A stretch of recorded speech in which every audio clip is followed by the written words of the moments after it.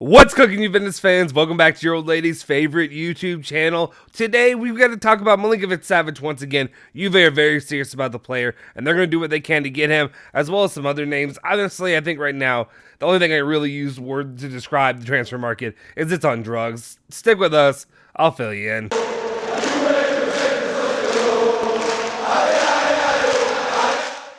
Ciao ragazzi, welcome back to the Bianconeri My name is Justin Sofro. Today, it's Tuesday, May 3rd, 2022, and of course I got your latest rundown of all things Juventus. Before we do anything though, if you could, hit the like button and subscribe to the channel. Hit the bell icon, sure, if you want to stay updated with all of our latest videos. Actually, do that. We would like that. we'd like you to do that. Just some preemptive warning, today's video.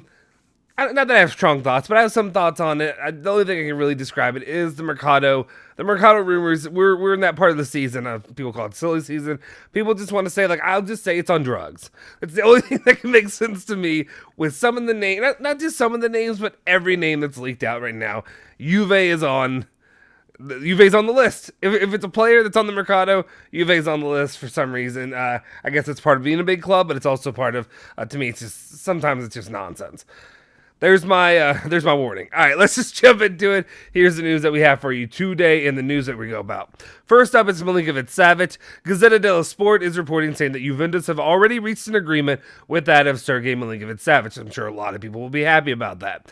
His agent, Kesman, a 5-year contract for €4 million per season. The Serbian currently earns at $3 million per year. So he'd be getting a nice little pay raise. Not nice, but I guess a little pay raise, right? The Bianconeri will try to sign the player who wants to stay in Italy. Lazio's asking price is that of €70 million. So good moves there. They have an agreement there for the wage that he's trying to get paid. It's all honestly, and I guess it's not really surprising, but it seems it's a fair one, right? I was trying to say Juventus are not overpaying potentially even for this player for being who would be a massive signing. If Juve can sign Sergei Milinkovic-Savic this Mercado season, I don't want to say regardless of price, because I know the reason I can say regardless of price though is because that of the likes of Arriva Bene, Cherubini, but really obviously Arriva Bene, he's not overspending. You know these guys are not going to overspend. They're not going to do stuff maybe the way Juventus used to do. They'd overpay players that are just not worth it. Now they're going to find reasonable wages, reasonable purchase prices, and to get them in. So whatever they think is reasonable and they're able to get it done, I think that'd be a win in the Mercado. And like, even if that's all you get, I'd almost argue it's a win, but it's not going to be all you get. Trust me, we'll be all right. There'll be more players coming in. But that's one thing that I would say is as soon as you're able to sign a player like that, that's a win. I'm happy as a fan. All right, let's continue on. I think there's a little bit more going along with that, but it's also just saying, basically, Gazzetta dello Sport's talking about the after effects of what could happen of getting a player like Milinkovic-Savic, or if they don't. They say that in the event that Sergei Milinkovic-Savic arrives in Turin, I was about to say Adrian in a weird way. Adrian Rabiot will say goodbye to Juventus. Please, Heavenly Father, whatever you all pray to, or if you're not, just pray to something.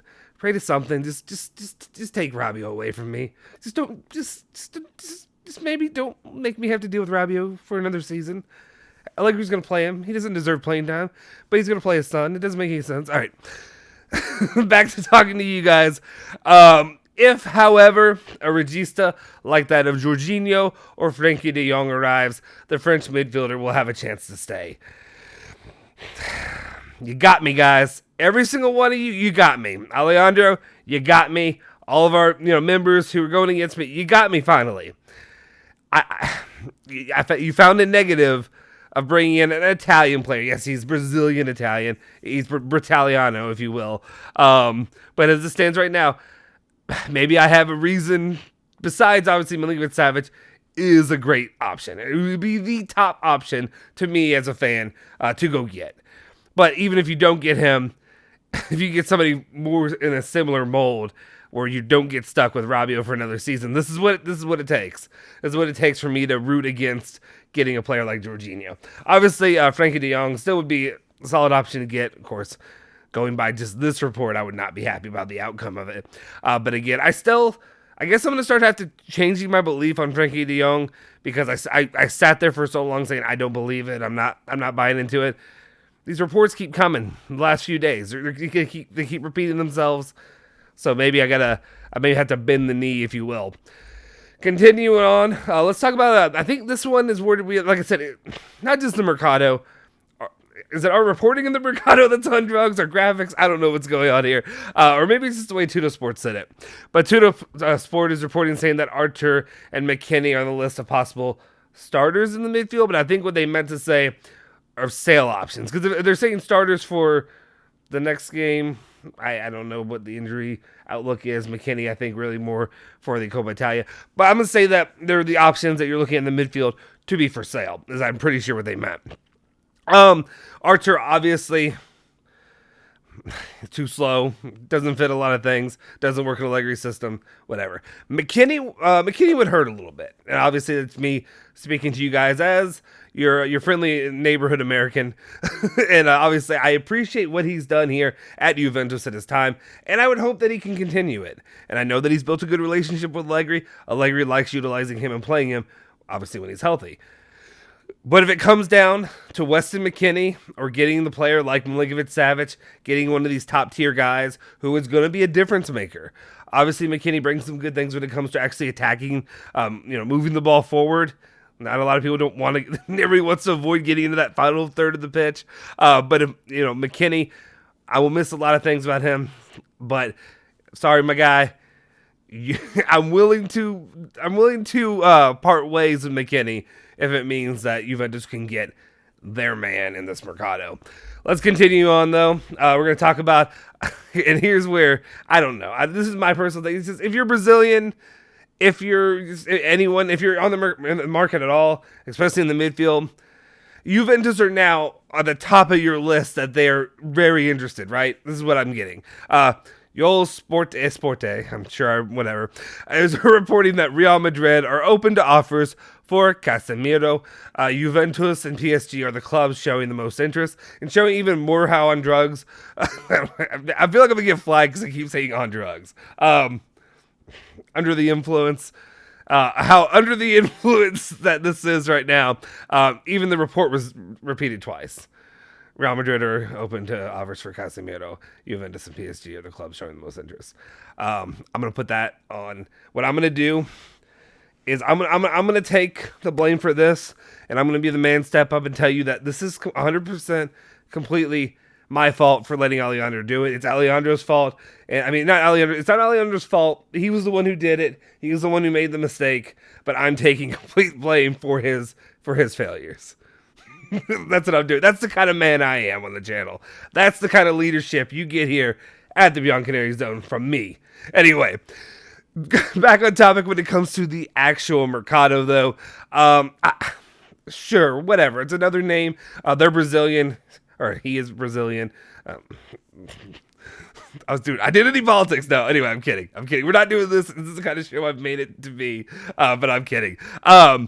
Casemiro, or however you pronounce it, it's a name that really, to me, kind of confuses me. He's 30 years old. He's a midfielder. Unless he's a really, really top-tier kind of player for Juventus.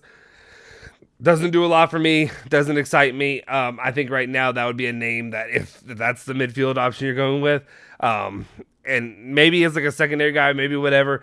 Again, I'm trying to come up with reasons, but to me, it's just a no right now. It's a no. Go get your man. Go get Milinkovic-Savic. Make him say no. Make Lotito have to say no. And I don't want to even hear about these guys, and I know that's my job on the channel is to report these things to you guys, but go get your man, right? I know you're with me. I know a lot of you watching the channel, you should be with me on this one. Let's continue on. Here we are with the topic I talked about earlier. Gazzetta Sports reporting talking about De Jong now and Juventus. I guess there's something there. Or it's either something there is there, or who was it? I can't remember the guy who reported it initially, but he's been chugging away at the De Jong Juventus links and trying to get them out there. Gazzetta Sports reporting saying that Frenkie de Jong is one of Juventus' targets to reinforce the midfield. Allegri likes the Dutchman a lot, but many top European clubs have their eyes on him. At the moment, this track seems very complicated.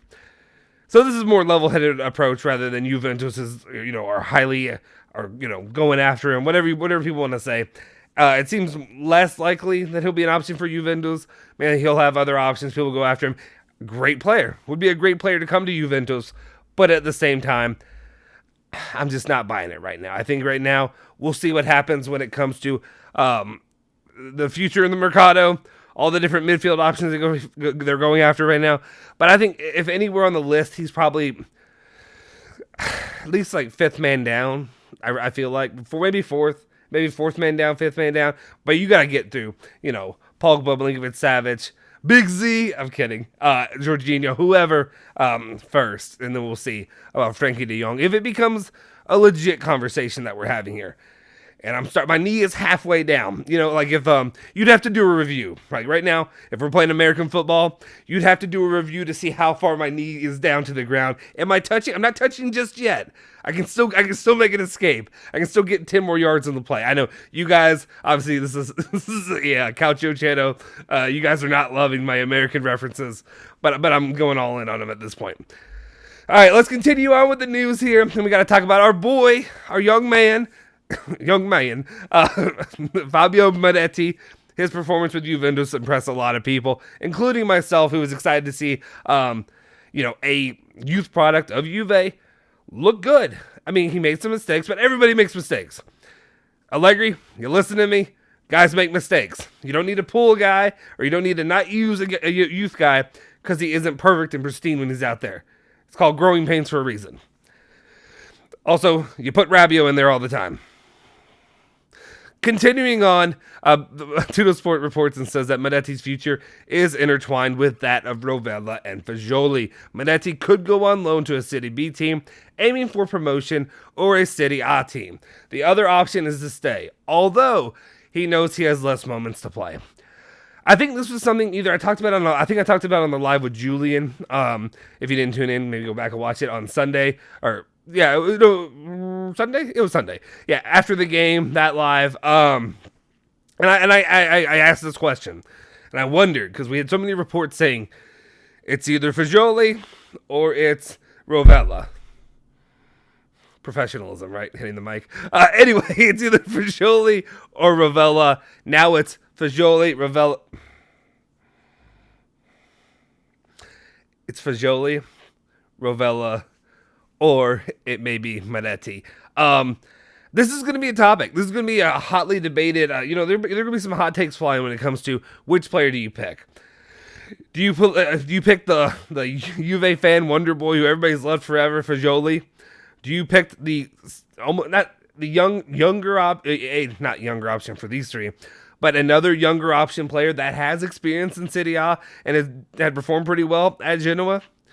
Or do you pick the new Juventus, the new hot thing, Miretti, who was out there, lighting it up? I mean, he looked good. He was one of the few people both times, both of those scoring efforts by Bonucci, actually ending the scoring, but all of it was thanks to Miretti directing the ball into the box. How many other midfielders do you see actually creating and doing stuff like that for Juventus lately? Right? It's a topic of conversation. I think I'll leave my choice out of it right now. I think we're going to talk about it in the coming weeks on the channel. But I'm definitely open to this debate. Let me know your thought in the comment section down below. Which of those three players would you pick? And then the last bit of the news, like I said, under the influence, intoxicated, whatever you want to use, this is where we sit right now, right? James Ducker, The Telegraph. See, that was easy to pronounce for me, right? That was very Mayo White, right? that's why it just flowed off the Kentucky tongue, right? Anyway, he goes on to report basically saying that Juventus and Milan are currently leading the race to sign Jesse Lingard, because of course they are. I mean, Juve are in the race, leading the race for every player, just whoever's out there. Other clubs, and I know I breathe right in the mic. It happens, guys. We don't claim to be the most professional of organizations, and I think that's why some of you enjoy what we do here. It's real fan opinion, fan talk, right? Anyway, other clubs, however, are also interested in signing the player on a free agent basis. So there you go, Jesse Lingard. Juve are right up there. Juve and Milan are just battling it out for Jesse Lingard. That's where we are. All right, guys, so that'll do it. That's the news for today. Let me know your thoughts on all these players. If you like Jesse Lingard and think him coming to Juventus would be a great thing, let me know in the comment section down below. It just doesn't do anything for me, to be honest. Let me know all your thoughts on all the topics we talked about in the comment section down below. If you haven't already, please smash that like button. Hit the subscribe button. If you're not already subscribed to the channel, hit the subscribe button, hit the bell icon, so that way you get updates for all of our videos. All the stuff that we drop will be right there in your inbox. You know, me just waving my big bald head right there for you guys to enjoy whenever you please during the day. If you haven't already, make sure you follow bianconerizone at bianconerizone on Twitter, Instagram, and Facebook. And follow me at Justin Sofero on Twitter as well. I'll see you guys next time. Forza Juve, Forza Bianconeri.